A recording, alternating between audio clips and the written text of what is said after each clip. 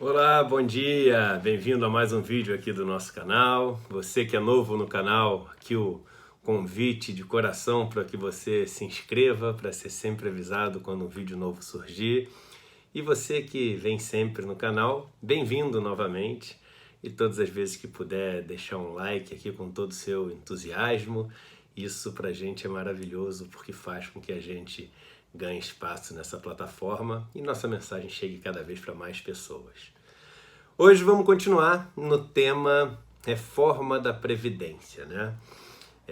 Eu acho importante porque é o tema do momento, é onde a gente deve concentrar o debate, é onde a gente deve concentrar nossos estudos e onde a gente deve também concentrar a nossa voz, né? Onde a gente deve buscar dar voz para aqueles no Brasil que não têm voz e precisam de voz no momento desse. Eu sempre falo que esse tema é um dos poucos temas que diz respeito a 100% da população brasileira que estão sendo discutidos. Então é uma questão estrutural e, por ser estrutural, precisa da atenção de todos nós. Eu sei que a gente vê na mídia, o vice-presidente está brigando com o filho do presidente, vê um monte de coisa assim, e são coisas que às vezes, principalmente para quem é oposição ao governo, são divertidas, né? Mas vou lembrar o significado, a etimologia da palavra divertido, vem de divertere, né? Quer dizer, virar para o lado, né? Ou seja, quer atrair nossa atenção para o lado e tirar a atenção de onde precisa. Lembra daquilo que eu falo do mágico sempre.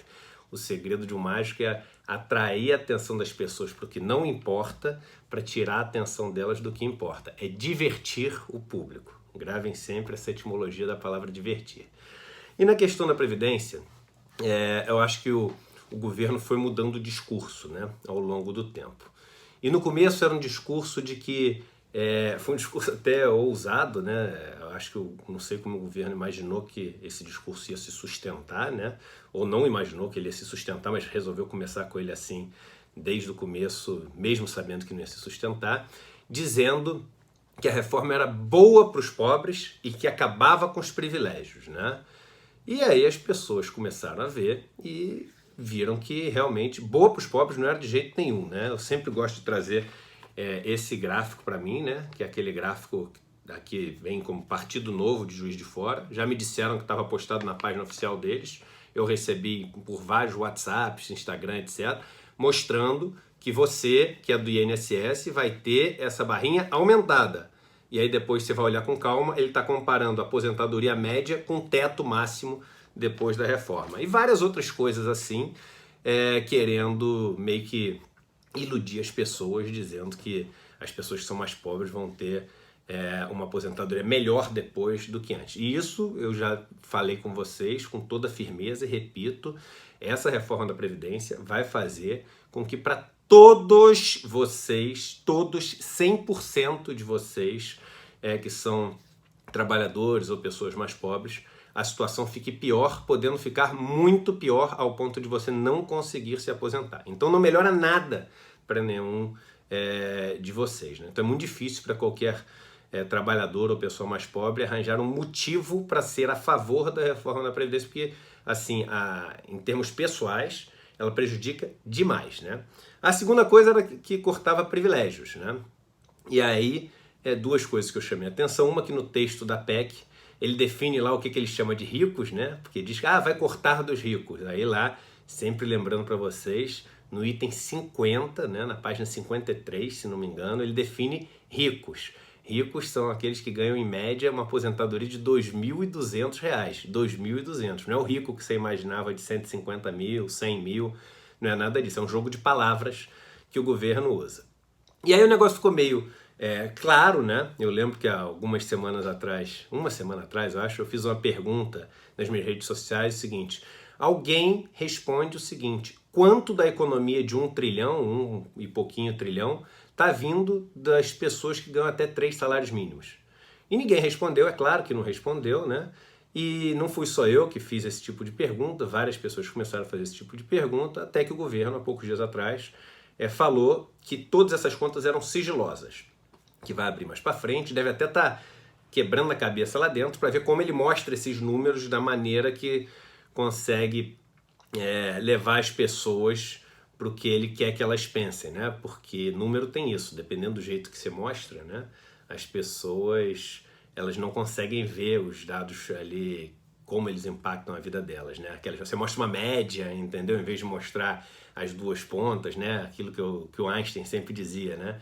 Média é um perigo, né? Você tá com a cabeça no forno e o resto do corpo no freezer, você tá na média na temperatura ambiente, na prática você está morto. Mas o governo está lá dando o jeito dele, vai vir os números querendo mostrar que não é nada disso, mas é engraçado que ele vai ter demorado semanas para conseguir mostrar esse número, né, desse jeito. Enfim, o discurso do governo agora mudou. E o discurso do governo é o seguinte: não, realmente ela tira a maior parte do dinheiro dos pobres, ou seja, a maior parte da economia vem dos pobres. Então assumiu isso, né? Que era outra coisa que eu falava desde o começo. Pô, se o objetivo é só combater privilégio, por que não corta só o privilégio? E não mexe em nada com as pessoas mais pobres, dado que a Previdência no Brasil já consegue, para as pessoas mais velhas, reduzir uma desigualdade social que é brutal no Brasil e recorde no Brasil relativo a outros países do mundo. Por que você vai mexer nisso? Numa das poucas coisas que funciona no Brasil. Então, se é combater privilégio, só tira o privilégio. Não precisa tirar do cara que não tem quase nada, né? Tirar do miserável do BPC, do que está inválido por causa do BPC, do que ganha um bônus salarial, que ganha um salário mínimo e meio por mês, da aposentadoria rural, o cara que trabalha desde 12 anos de idade, não vai tirar dele, tira só do privilégio e não mexe nesses. Mas aí agora o novo discurso do governo, e é esse que eu quero chamar a atenção no vídeo de hoje, é o seguinte: não, a reforma da Previdência, ela realmente tira mais dos pobres. Então o governo assumiu. Então, ao assumir, ele também assume que não estava falando a verdade no começo e que estava querendo enganar todo mundo. Mas assumiu isso. E agora o discurso é o seguinte: mas quando você vê por pessoa, você está tirando muito mais dos servidores, muito mais dos militares, do que está tirando de quem faz parte do INSS, lá do Regime Geral da Previdência Social. Então você está tirando, 10 vezes mais do servidor, 14 vezes mais dos militares, ou ao contrário, eu não lembro qual o número de cabeça, mas querendo mostrar que você tira muito mais dinheiro de cada pessoa dessas do que dos mais pobres. Tem duas coisas absolutamente erradas quando o governo faz esse tipo de raciocínio. A primeira é que isso não é um número absoluto, né? Você tirar 100 reais de uma pessoa que ganha 1.000 é completamente diferente de você tirar 100 reais de uma pessoa que ganha 10.000. Então, a primeira coisa, o governo não deveria fazer uma comparação em termos absolutos, deveria fazer uma comparação em termos proporcionais, ou seja, quanto por cento da renda de cada um ele estava tirando. Mas mesmo essa relação já seria absolutamente errada. Então, eu já estou falando que o próximo passo do governo deve ser mostrar isso, mas também está completamente errado. E por que está completamente errado? Existe um conceito econômico chamado Diminishing Marginal Utility. The Law of Diminishing Marginal Utility. O que quer dizer? A lei da utilidade marginal decrescente. O que quer dizer a lei da utilidade marginal decrescente? Vamos supor que você seja uma pessoa absolutamente miserável, não tem dinheiro nenhum, zero, tá? Morrendo de fome. E alguém te dá 100 reais. Esses primeiros 100 reais que essa pessoa te dão têm uma utilidade infinita. É o que faz a diferença entre viver e morrer. Então, esses 100 reais, eles começam, se você fosse traçar um gráfico, com a maior utilidade que o dinheiro pode ter para você. Se você tem 1 milhão de reais e alguém te dá os mesmos 100 reais, esses 100 reais não vão ter utilidade quase que nenhuma para você. Sua vida não vai mudar absolutamente nada, né? Outra maneira de você imaginar isso, né, que fica até mais clara. Imagina que você não tem nada, está morrendo de fome, etc. E tem só um colar que alguém muito querido te deu antes de morrer. Então aquele colar tem um valor simbólico muito grande para você. E aí chega alguém com 100 reais para comprar o teu colar. Provavelmente, se você está morrendo de fome, aquilo é uma questão de vida ou morte, você vai vender o seu colar por 100 reais, né? Se uma pessoa, se você está com um monte de dinheiro, tem 1 milhão de reais, tem o mesmo colar e alguém chega com 100 reais, muito provavelmente você não vai vender o seu colar por 100 reais. Ué, mas é o mesmo colar e são os mesmos 100 reais? Depende da quantidade de dinheiro que você tem para ver a utilidade que esse dinheiro que você ganha vai ter. É até uma das coisas que as pessoas tentam confundir quando eu falo aquela minha história do parquinho de areia, tentam falar assim: o Eduardo não leu Mises porque quando existe a troca, existe um aumento do valor global, porque a pessoa que trocou abriu mão de algo que não tinha utilidade, o que pegou aquilo tinha mais utilidade, então no total cresceu, então gerou-se riqueza, não sei o quê. E a pessoa só esquece de dizer que a riqueza continua limitada, né? Que é o meu ponto lá. Mas aquilo é outra história do Parquinho de Areia. A gente outro dia grava outro vídeo sobre ele, né? Sempre grava vídeos sobre ele, porque eu acho muito importante aquela analogia.